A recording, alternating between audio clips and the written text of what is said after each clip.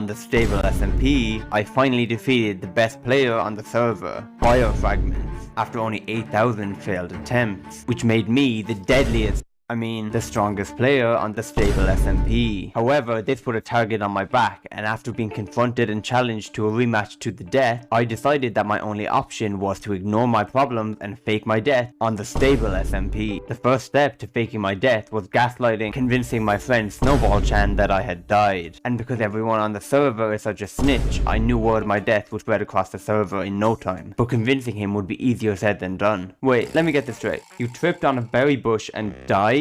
Yeah. Didn't you have a totem? There were 2 berry bushes.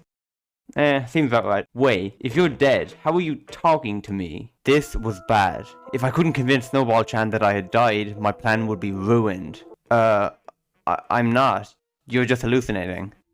Fair enough. And now that I faked my death on the Stable SMP, I decided to infiltrate my enemy's book club. So I spent some time traveling to the location they sent me and tried to come up with a believable story along the way. Alright, I'm here. You said you needed me to... Oh! What's wrong? I was just admiring the... it doesn't matter. What did you say your name was again?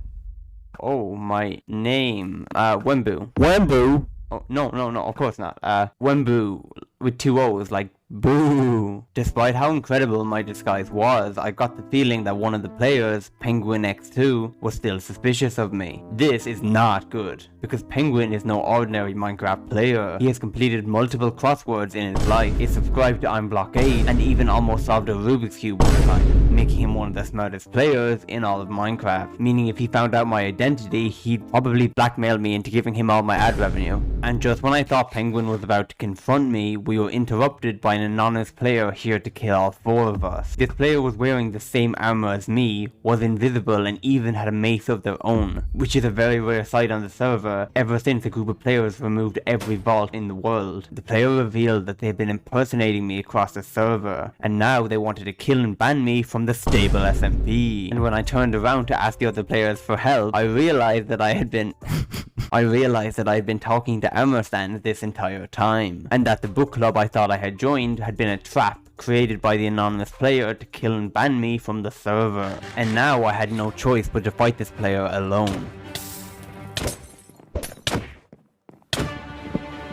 And what's worse is that I hadn't prepared for a fight, meaning I had limited resources and I'd have to defeat this player quickly or risk getting banned from the Stable SMP.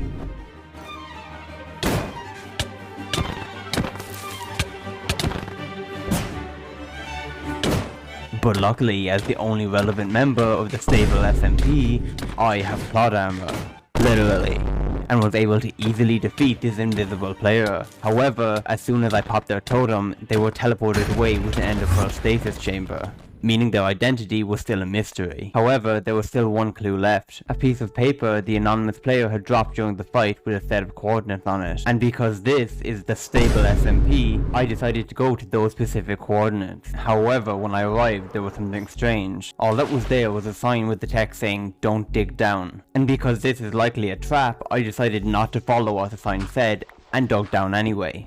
However, that's when I came to the shocking realization that this was all a trap, when I fell 50 blocks into a TNT launcher. Luckily my plot armor protected me from the blast, but when I fell down there I accidentally placed my water bucket, and now I had nothing in my inventory to clutch to it, meaning when I fell down my totem popped, clearing my potion effects and revealing my identity to the world. But luckily nobody was around to see it happen and my identity remained a secret. Wait.